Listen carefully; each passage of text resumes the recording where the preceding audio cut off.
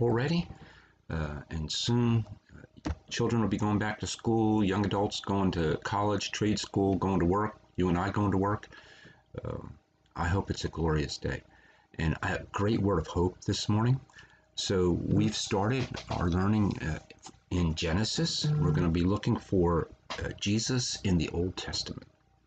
Last week we talked about the nature of God being triune before he even began creating. Today we actually begin looking at the first verse. We're not going to get very far again. This is going to take a while. So very famous words that you and I have heard many, many times. In fact, people around the world have heard this over and over again. In the beginning, God created the heavens and the earth. The earth was without form and void, and darkness was over the face of the deep, and the Spirit of the Lord was hovering over the darkness. The entire story of the scriptures is a story about God wanting to have a relationship with us, and the joys and the sorrows of what it means to love someone, and someone who sometimes doesn't love you back. And so here we have this understanding of God. We're gonna learn that God creates a paradise for us where he can walk with us and talk with us and just be in relationship with us. And the paradise is going to be called Eden. And the rest of the scripture is all about our journey back to the garden. Looking for Eden would be a great book for someone to write, because every soul is searching for that relationship. Some don't know it, some are confused, but we're all doing it. And God establishes a way, a pathway for us to get back to the garden. And so one of the things that I want to do is to help you to see that there are bookends. And the first of these bookends is time. God actually creates time. There is a beginning. And if you've never thought about it before, that is quite a profound concept. And the bookend for that, of course, is there's also an end. But what we learn about the nature of God, if we know the whole story, is that the beginning and the end are more like a circle than a line. That when something ends, something else begins. And so the concept of time, which, and I know that God didn't by nature in the beginning speak Greek, but the Greeks were very wise in their understanding of things. They had, in the New Testament, there are two concepts of time. One is created time, which is chronos, and that is created. And of course, if the story is about God being in a relationship with us, time is created to advance that relationship in a positive way. That God gives us time as a way of measuring who we are and where we're headed, and it is to be helpful to us. The fact that there is a beginning and an end is helpful in our journeys. And so the second concept of time doesn't have a beginning or an end. And we would call it eternity, but that's not quite the way that we should really think about it. And the word is kairos. And that is an existence of purpose without beginning or end. And so, for example, when Jesus says, it is not yet my time, he's talking about kairos, not chronos. He came to earth for purpose, and the purpose is to get us back to the garden, to put us in right relationship with the one who created us. And so there are kairos moments throughout the scriptures that are moments that were decided and planned out outside of chronology, that it is a divine, like divine appointments. And the kairos of God intersects the chronos of our lives at critical moments. This moment of creation is a kairos time. And again, you and I get stuck in, when we think of time, we think of 24-hour periods of time as a day. And, so we measure things in time.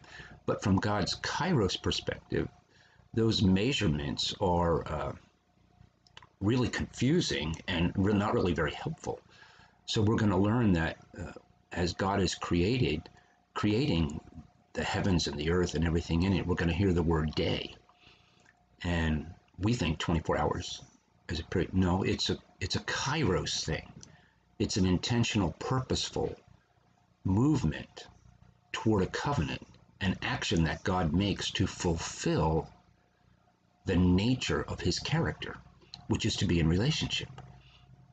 And so here we have the first real kairos moment, and that's the creation of chronology. And so God creates a beginning, but he also creates an end. And when the end comes, we will learn there is a new beginning. You just read the end of the story, you can see all things have passed away, the new has come, and there is the image and the reality of our journey going back to Eden and a new creation. And who we are as believers in that new creation is a tremendous image of hope.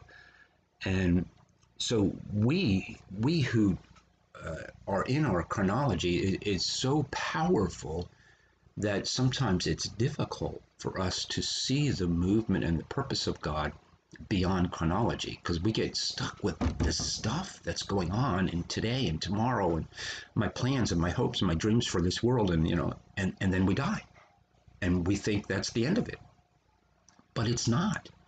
That is our birth and our death are kairos moments. They happen in chronology because chronology exists now, but they're really divinely planned.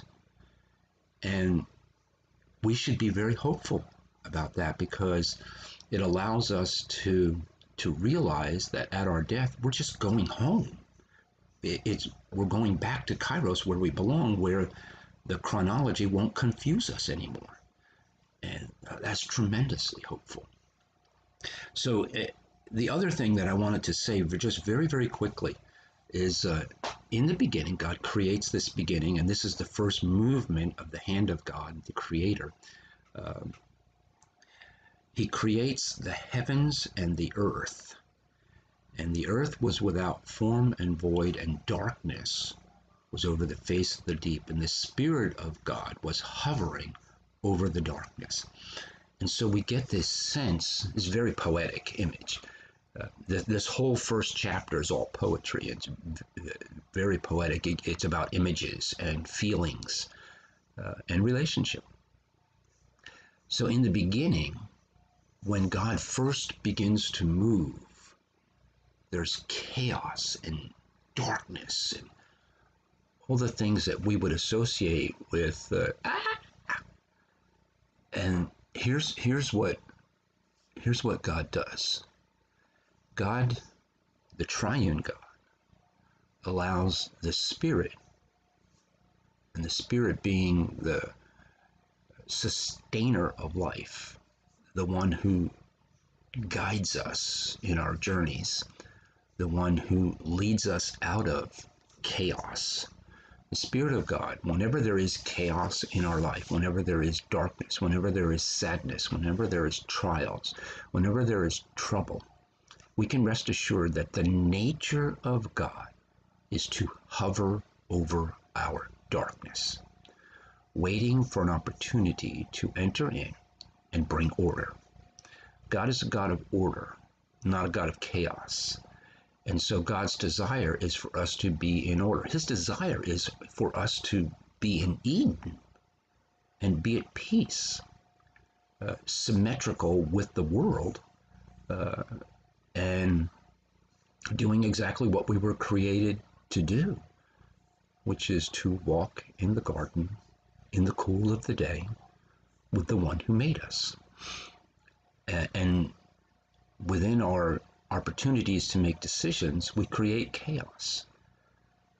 And whenever that happens, it's very, very helpful for us to know wherever there is darkness, wherever there is chaos, the Spirit of God is hovering for an opportunity to bring order and peace.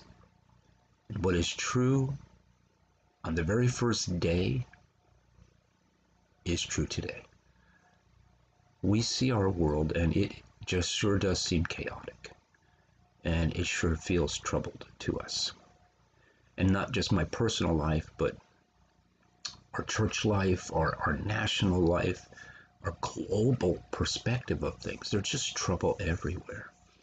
And part of that is because, trouble sells. And so the media focuses on trouble. And peace and contentment, it's not very interesting, but it is sure what we want. And so it is good for us to know that God wants this for us too. And all we have to do is humble ourselves and say, okay, God, bring it to me. Let me have your peace. I want to be someone who walks with you again. And he will come. That's his promise. He just promises to come. And so what a great, great opportunity for us to realize what John meant when he quoted these words, but applied them to Jesus. In the beginning was the Word, and the Word was with God, and the Word was God. You see, our peace, the Spirit comes through the work of Christ. We are redeemed, and then the Spirit enters in and makes a home with us. And therein is our peace that leads us to purpose and eventually will lead us back to the garden. I hope you have a great, great day. We're going to have a lot of fun doing this. This is going to be great, and I'm glad to